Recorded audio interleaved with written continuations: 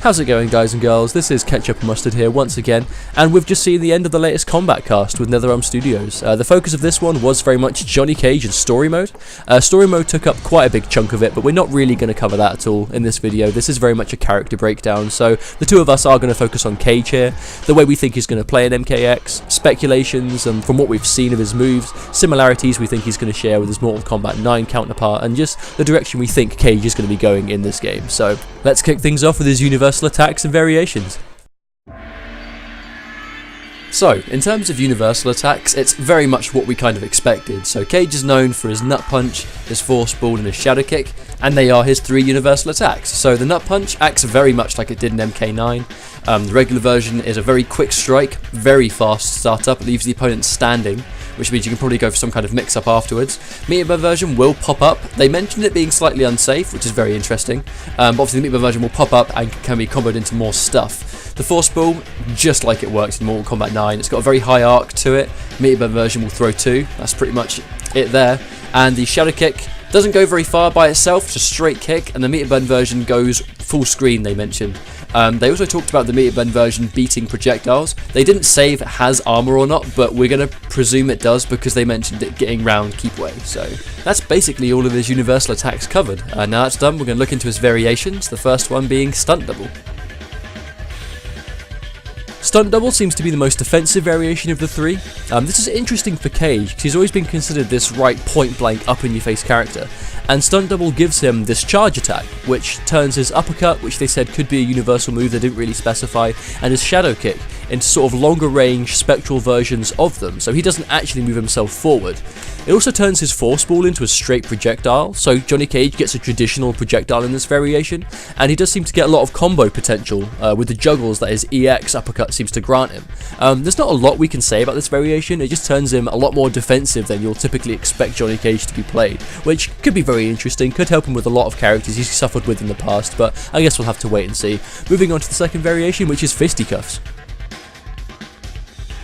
Going straight into Fisticuffs, they describe this as the Rushdown player's variation. So he gets some Knuckle Dusters, and they increase his chip via a taunt attack that he has. It goes hand in hand with a new combo string he's been given, like this flurry of punches. When you activate the taunt and then use that string, the chip damage is really crazy. He gets his Flip Kick back, acts very much like it does in Mortal Kombat 9, no real difference there. But the big deal about Fisticuffs is when Cage is almost dead, his visual effects become red for his attacks, and the damage on them is insane.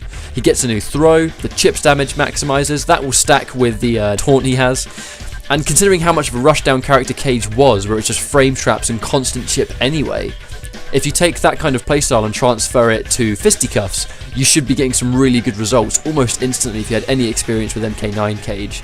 And that's pretty much Fisticuffs. So we're going to go to the next variation, which is A-List. A-List seems to be a very tricky variation. It doesn't really give him any new attacks, but it does change the properties of some of his existing ones. His back 2 and Flip Kick can now be charged, his back 2 will become unblockable, very similar to the way his MK9 back 2 was, and the Flip Kick gives him some extra juggle properties at the end of it. The Nut Punch also gains the ability to be meter burned on reaction instead of just committed to outright, which is interesting because if he plays anything like he did in MK9, this is just another thing that you're going to have to respect when you're dealing with his rushdown when he's in your face. The most interesting thing about his charged normals is that he gets the ability to dash cancel them. So again, as before, if he's in your face and he's pressing all these buttons and now he can dash cancel out of them, that can add a lot of sort of nightmare fuel for a lot of people that fight Cage, because we've now got Cage with dash cancel, so that's terrifying. Similar to what I said about Ermac and how returning players of the character will do well with a certain variation, I feel like Fisticuffs is that for Cage. Because he does a ton of chip, he's going to do crazy damage with the red comeback mechanic that is even in the game. Cage already had a good comeback mechanic and already did loads of chip in MK9, and this variation just takes all of those elements and just amplifies it. So returning players of Cage, I feel, will do quite well straight away because they're going to feel right at home with what the game is giving them here. I know you guys are probably expecting me to go the different variation here, but I've got to be honest, Fisticuffs just seems to be the best of what Cage could need.